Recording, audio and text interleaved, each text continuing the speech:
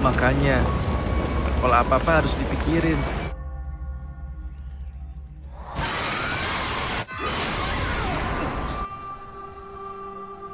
Hai semua, kita kembali.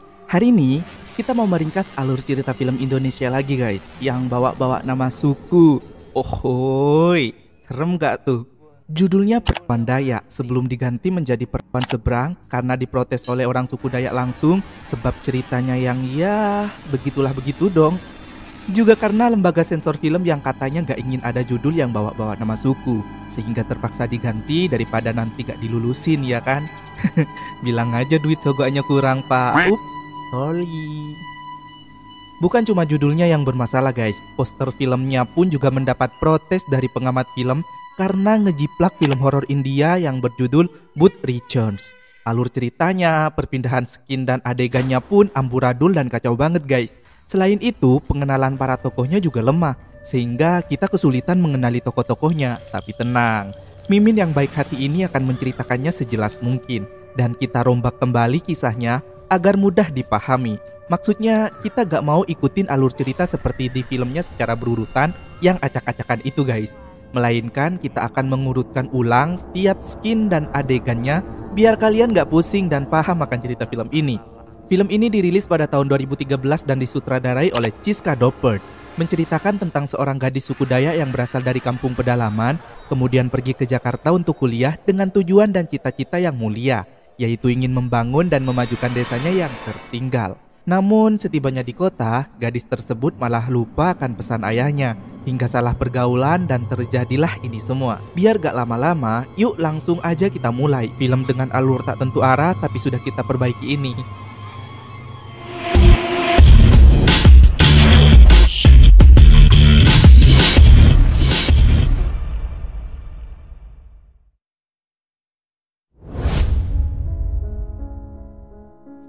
Mungkin alur ceritanya akan beda jauh dari filmnya guys, karena Mimin sudah urutin sebaik mungkin agar mudah dimengerti. Kalau kalian ikut filmnya, dijamin bakal pusing sih guys, karena skinnya lompat-lompat. Di filmnya diawali dari tahun 2011, tapi Mimin langsung akan mundurin ke 8 bulan sebelumnya, di mana seorang gadis desa yang cantik bernama Yulia, anak dari salah satu suku Dayak yang sangat terkenal di Kalimantan, berkeinginan untuk melanjutkan pendidikannya ke ibu kota demi menggapai cita-cita mulia, yaitu ingin memajukan desanya yang tertinggal. Hal tersebut disambut gembira oleh keluarganya, lalu melakukan ritual untuk melepaskan kepergian Yulia. Ayahnya memberikan sebuah kalung mistis berkekuatan magis yang biasa disebut kalung penyang untuk melindungi Yulia dari segala kejahatan. Nah, di Jakarta, Yulia tinggal dengan salah satu kerabat mereka, tantenya Yulia yang bernama Destia. Di kampus, Yulia sering diolok-olok oleh teman-temannya karena penampilannya yang kuno. Tapi Ratna, si mahasiswi paling populer di kampus dan gengnya, membungkam mulut mereka dan membela Yulia. Kecantikan Yulia yang natural membuat beberapa cowok di kampus tertarik. Salah satunya si paling kaya, Raymond, dan juga Boy yang diam-diam naksir pada Yulia semenjak tak sengaja bertabrakan. Suatu malam, Raymond bahkan nekat mendatangi rumah Yulia diam-diam dengan niat akan menidurinya. Tapi beruntung kalung penyang pemberian ayahnya Yulia berhasil menggagalkan niat jahat Raymond dengan melemparkan kursi, kemudian membanting tubuh Raymond keluar jendela dari lantai 2. Keesokannya, Aryo yang baru pertama kali melihat Yulia juga merasa tertarik padanya. Raymond pun memberikan tantangan pada Aryo, jika berhasil menidurinya dalam waktu 1 minggu, maka dia akan memberikan Aryo 250 juta. Buset, dari mana uang sebanyak itu mas? Anaknya Dirjen Pajak lu mon. Aryo pun langsung mencoba mendekati Yulia di dalam lift sambil membawa bunga. Namun gak seperti cewek-cewek lain, Yulia gak tertarik sama sekali, dan itu membuat Aryo jadi semakin penasaran dan merasa tertantang. Aryo pun mengungkapkan kekesalannya pada 2 sahabatnya, yaitu Hendra dan Lucky. Nah, karena Aryo tahu Ratna sedang dekat dengan Yulia, dia pun meminta bantuan Ratna agar membantunya untuk PDKT dengan si Yulia. Aryo memberikan imbalan sejumlah uang dan ingin mendapatkan informasi tentang Yulia dari Ratna. Hari-hari berikutnya, Ratna jadi semakin dekat dengan Yulia. Mereka sering jalan dan bermain bersama. Bahkan Ratna sudah berhasil mengambil hati Yulia, sehingga Yulia gak malu-malu lagi untuk berbagi cerita. Ratna juga memberikan Yulia dress kekurangan bahan yang biasa dipakai cewek-cewek kota. Sudah hampir 1 minggu, Aryo belum juga bisa mendekati Yulia. Belum lagi dia sudah menerima tantangan dari Raymond untuk meniduri Yulia dalam waktu seminggu. Akhirnya Aryo lagi-lagi meminta bantuan Ratna untuk membawa Yulia ke pestanya malam ini dengan pakaian seksi. Karena Aryo gak ingin kalah dari Raymond. Ratna pun bersedia membantunya dengan imbalan uang 3 kali lipat dari sebelumnya. Kemudian Ratna pun menghubungi Yulia untuk mengajaknya pergi ke pesta dengan menggunakan dress seksi yang dibelikannya dan juga gak perlu memakai kalung penyang, melainkan kalung emas berlian. Saat Ratna menjemput Yulia, awalnya Yulia ragu berpakaian kekurangan bahan seperti itu guys. Belum lagi jika dia harus melepas kalung penyangnya. Tapi karena dia percaya pada Ratna, Yulia pun akhirnya luluh. Mereka pun pamit pada Tante Destia dan langsung meluncur menuju pesta. Nah, disinilah petaka dimulai guys. Ratna dan Hendra sengaja memasukkan obat tidur di minuman Yulia. Sementara Lucky hanya melihatnya saja tuh guys.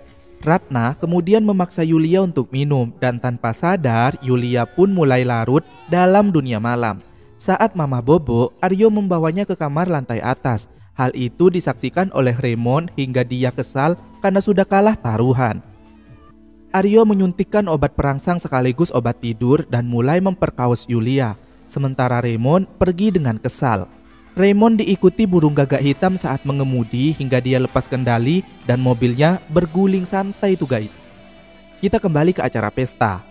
Usai Aryo puas mengeluarkan susu kentalnya, Hendra lanjut masuk dan juga memperkaos si Yulia yang sudah mulai lemah dengan sirup marjan koko pandan tumpah di mana-mana. Setelah Hendra muncrat, rupanya Boy sejak tadi diam-diam memperhatikan mereka, lalu mendatangi Yulia saat semuanya sudah sepi. Kemudian Boy membantu Yulia yang terkulai di lantai berdiri dan meletakkan di ranjang untuk ditusuk kembali. Meski sudah tak berdaya, Yulia mencoba melawan dan memberontak. Hal itu membuat Boy kesal hingga terpaksa memukul kelapa Yulia dengan botol minuman beling sampai pecah dan mengeluarkan jus stroberi. Kemudian saat Yulia pingsan, Boy lanjut menggenjotnya kemudian pergi setelah keluar putih-putihnya. Setelah pesta selesai, Aryo, Hendra, dan Lucky kembali mendatangi Yulia untuk mengecek kondisinya di kamar. Dan betapa terkejutnya mereka saat melihat kondisi Yulia yang pingsan mengenaskan bersimbah sirup marjan koko pandan. Ketika Lucky memastikan Yulia masih bernafas, mereka membawanya pulang dan meletakkan tubuh Yulia yang pingsan penuh merah-merah dan cairan berbau pandan itu di depan pintu rumah tantenya. Lalu mereka segera buru-buru pergi dari sana. Alhasil, Tante Destia sangat terkejut syok melihat kondisi keponakannya itu. Dan setelah dibawa ke rumah sakit, dokter berkata jika Yulia diperkaos secara bergilir bertubi-tubi hingga itunya memar dan robek. Dan ada salah satu benturan keras di kepalanya hingga membuatnya koma.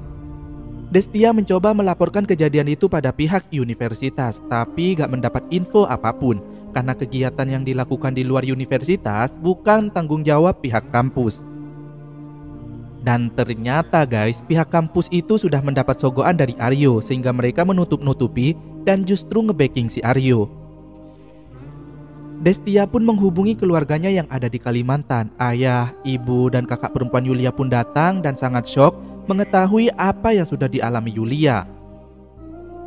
Berbulan-bulan kemudian, Yulia dinyatakan hamil. Hal itu membuat Destia terkejut. Bagaimana mungkin orang koma bisa hamil? Namun dokter berkata itu mungkin saja, apalagi jika janinnya kuat. Semakin hari perut Yulia semakin membesar. Setelah kandungannya berusia 8 bulan, malam itu Yulia tersadar. Tentu saja terkejut mengetahui dirinya hamil. Dan dia mengingat apa yang sudah dialaminya. Juga bagaimana kejadian memilukan itu berawal. Termasuk janji-janji manis Ratna yang berkata akan menjaga Yulia sebelum pergi ke pesta. Karena Yulia merasa malu menanggung aib dan gak bisa menjaga nama baik keluarga juga leluhurnya, akhirnya Yulia memutuskan untuk bundir dengan melompat dari lantai atas gedung rumah sakit dan mendarat tepat di hadapan keluarganya yang baru saja kembali. Semuanya pun menangis sedih, histeris, dan syok. Karena merasa sakit hati anaknya diperlakukan seperti itu hingga meninggal dengan cara yang amat mengenaskan, ayahnya Yulia akhirnya mengutuk siapapun yang terlibat dalam peristiwa pemerkosaan anaknya itu. Jasad Yulia pun dibawa ke Kalimantan dan dikuburkan menurut adat. Usai upacara pemakaman, malam harinya keluarga Yulia berkumpul dan melakukan ritual pembalasan menggunakan kuyang. Nah, sejak itu siapapun yang terlibat akan mendapat teror dari si Kuyang, burung gagak hitam, dan juga penampakan hantu Yulia. Dimulai dari Ratna yang tiba-tiba mendapat telepon dari Yulia dengan nada tertawa, cekikikan sebelum muncul sosok menyeramkan di ponselnya. Aryo yang sering melihat penampakan Yulia berwajah mengerikan, dan juga Hendra yang mengalami kejadian-kejadian tak masuk akal. Ratna pun menegur Aryo dan mengembalikan semua uangnya sekaligus mencacinya. Lalu Aryo meminta Lucky agar menenangkan Ratna yang emosi. Lucky pun membawa Ratna pergi dan mengantarnya pulang. Saat lagi mandi, Ratna mendapat gangguan lagi, mulai dari air yang banyak belatungnya, pintu dibanting, dan juga melihat penampakan. Beruntungnya si Lucky belum pulang tuh guys dan menenangkan Ratna. Ratna pun cerita pada Lucky jika sekarang dia sadar bahwa uang bukanlah segalanya, dan Lucky berjanji akan selalu menemani Ratna. Boy yang lagi di kampus juga mengalami kejadian aneh tuh guys. Tiba-tiba semua kursi di kelasnya jadi berantakan. Aryo kembali mendapat gangguan. Sosok itu menyiksa Aryo tapi ternyata itu hanya mimpi. Kemudian saat tidur lagi, dia mengeluarkan belatung dari hidungnya. Tapi ternyata lagi-lagi itu hanya mimpi. Saat mencoba tidur lagi, cewek di sampingnya berubah jadi hantu dan mulai mencekik Aryo, lalu memuntahkan belatung dan nanah ke wajahnya. Tapi lagi-lagi itu hanya mimpi, astaga, capek banget gue sumpah. Hendra kembali mengalami hal aneh. Sendok dan garpu yang tiba-tiba bengkok sempurna, lalu magicomnya mengeluarkan burung gagak hitam hidup dan terbang. Ketika menceritakan kejadian anehnya itu pada Aryo, Aryo justru berkata jika itu mungkin cuma berasal dari rasa takutnya Hendra saja, kemudian menyuruh Hendra segera pulang. Padahal dia sendiri juga mengalami gangguan dalam tidurnya tuh guys. Saat pulang ke rumah, Hendra lagi-lagi mengalami keanehan. Pintu yang sudah dia kunci dan gembok terbuka berulang kali. Kemudian saat membuat kopi di dapur, kulkasnya terbuka sendiri bahkan goyang-goyang sendiri. Sebelum akhirnya ada sosok menyeramkan yang muncul dan menyerang Hendra. Di tempat lain, Boy diteror dan dihabisi di kamar mandi oleh hantu Yulia. Kemudian Hendra yang lagi enak-enak tidur, tiba-tiba saja tubuhnya melayang sendiri dan menghantam kipas angin yang menyala hingga lehernya tersayat dan meninggoy. Usai pemakaman Hendra, Lucky menyindir halus Aryo. Dia berkata, "Makanya, kalau apa-apa tuh harus dipikir dulu. Sekarang fatal kan akibatnya." Kemudian Lucky segera pergi ketika melihat ada Kuyang. Ratna yang sudah gak tahan dengan teror-teror yang dia alami mencoba datang ke dukun. Si dukun berkata jika ada satu kutukan yang mengancam hidupnya. Dukun itu memberikan 2 ayam cemani dan memintanya agar dipotong lalu jus merahnya diminum. Sementara bangkainya harus dikubur di halaman rumah. Aryo yang lagi ada di bar mendapat gangguan dari sosok menyeramkan berwajah hancur. Lalu saat akan pulang, Aryo diikuti Kuyang. Kemudian mendapat telepon dari Ratna yang mengabari jika dia sudah menemukan cara untuk menghalangi teror dari sosok itu, yaitu ayam cemani tadi guys. Setibanya di rumah, Aryo langsung melakukan ritual tersebut, meminum jus stroberi ayam, lalu menguburkan bangkainya di halaman rumah. Namun tetap saja, teror demi teror masih mereka alami. Raymond yang gak ikut memperkaos pun juga diteror sama Kuyang tuh guys, karena dia juga berhati buruk dan sempat berniat jahat pada Yulia. Mereka bertiga, Aryo, Ratna, dan Lucky kembali mendatangi si dukun dan setelah diterawang lebih jauh, ternyata suku Dayak menggunakan Kuyang untuk membalaskan dendam pada mereka yang sudah membuat Yulia meninggal. Dan si dukun menyarankan agar mereka menemui temannya, yaitu dukun kedua yang berdarah Dayak. Saat mendengar ceritanya, dukun kedua tersebut tentu kesal juga atas perbuatan mereka yang kayak binatang dan sudah merusak tatanan adat mereka sehingga mereka menjadi murka. Si dukun bersedia membantu mereka karena atas dasar kemanusiaan aja. Dia akan berusaha semaksimal mungkin tapi gak bisa janji akan berhasil. Dukun itu akan memanggil Kuyang itu untuk merasuki dirinya dan memohon pengampunan atas nyawa mereka semua. Dan nanti saat ritualnya berlangsung, mereka diminta supaya gak takut, karena jika takut, Kuyang bisa membunuh mereka semua. Tapi itu menyeramkan Bu Dukun, tentu saja mereka takut hingga akhirnya Kuyang itu mengamuk dan ritual itu pun gagal. Kuyang itu merasuki Aryo lalu melempar Ratna keluar jendela bersamanya sebelum akhirnya mengambil pecahan kaca dan Aryo menyayat lehernya sendiri. Innalillahi wa inna ilaihi raji'un. Bye-bye Aryo dan kedua dukun. Ratna terbangun di rumah sakit dan Lucky menemaninya lalu mereka cipokan. Kemudian mereka ingat pesan terakhir si dukun pertama, jika ritual itu gagal, maka jalan satu-satunya mereka harus mencari kuburan Yulia dan menuangkan air suci ke jasadnya.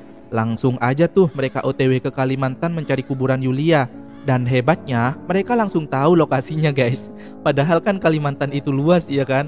Dan mereka juga kayaknya gak deket-deket amat sama Yulia sampai tahu lokasi kampung halamannya ya kan. Oh, dasar film. Mereka mulai menggali kuburan Yulia dan tentu saja dibuat sedramatis mungkin. Dan tidak semudah itu Ferguso. Padahal cuma nuangin air aja ya kan. Tapi adegannya Masya Allah, berasa kapal di laut akan tenggelam guys. Penuh perjuangan. Bahkan si Ratna ini ditarik masuk ke dalam peti. Untungnya ada Lucky yang alim dan berhasil menyelamatkannya. Kemudian Ratna langsung ada di rumah sakit lalu kesurupan. Lucky yang melihat Ratna gak ada di kasur pasien terkejut ketika Ratna muncul dari atap dan menyerangnya. Lucky yang alim ini auto baca ayat kursi guys, dan Ratna pun tenang. Tapi tiba-tiba Lucky pun pingsan dan Ratna yang ketakutan mencoba kabur. Tapi sosok tak kasat mata menarik rambutnya menuju ke atap gedung rumah sakit dan melempar Ratna hingga jatuh dari lantai atas seperti Yulia. Beberapa hari kemudian, Lucky mendatangi rumah Destia di mana di sana juga ada keluarga Yulia. Lucky meminta maaf atas apa yang terjadi. Kakaknya Yulia pun tidak bisa menahan emosi, bahkan hendak berniat menghabisi Lucky. Namun ayah Yulia yang baik hati berkata jika dia sangat menghargai keberanian Lucky. Tapi nyawa memang harus dibalas nyawa. Lucky pun langsung bersujud mohon ampun dan bersumpah jika dirinya gak pernah menodai Yulia. Namun sangat meminta maaf karena dirinya gak bisa menghalangi teman-temannya. Destia pun berkata jika mungkin Lucky sudah berkata jujur dan biarlah hukum negara yang menghukumnya. Ayah Yulia pun memaafkannya dan berkata jika orang Dayak bukanlah orang barbar. Semua itu terjadi karena mereka sudah melanggar adat dan norma suku Dayak. Dan ayahnya Yulia juga menegaskan jika suku Dayak sebenarnya cinta damai. Dan karena Lucky sudah datang baik untuk meminta maaf, dia pun akan dimaafkan. Tapi Lucky harus datang ke Kalimantan untuk mengadakan ritual mensucikan diri. Meski kakaknya Yulia menantang, ayahnya sangat tegas bahwa Lucky datang dengan niat baik. Jadi mereka harus memaafkannya agar arwah Yulia juga tenang di alam sana. Ritual pun dimulai dan alhamdulillah Lucky si alim ini akhirnya selamat. Untung lu gak saknean Kiki kayak yang lain. Adegan pun berakhir dengan sebuah pesan. Semua perbuatan baik akan membuahkan kebaikan, dan setiap perbuatan buruk akan membuahkan malapetaka. Dan akhirnya tamat. Gimana? Sudah paham kan sama ceritanya guys? Oke, sampai ketemu di video berikutnya dan bye-bye.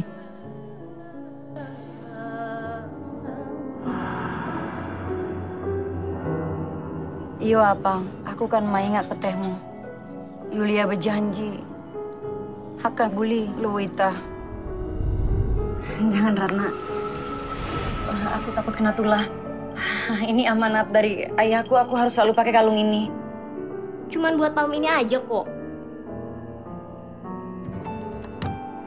Ike uras pahari basara akan ranjing hatalala ngit.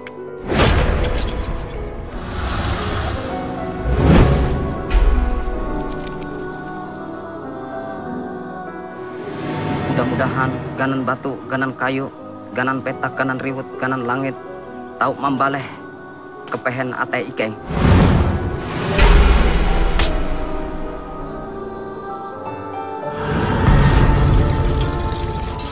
Kekuatan yang mengejar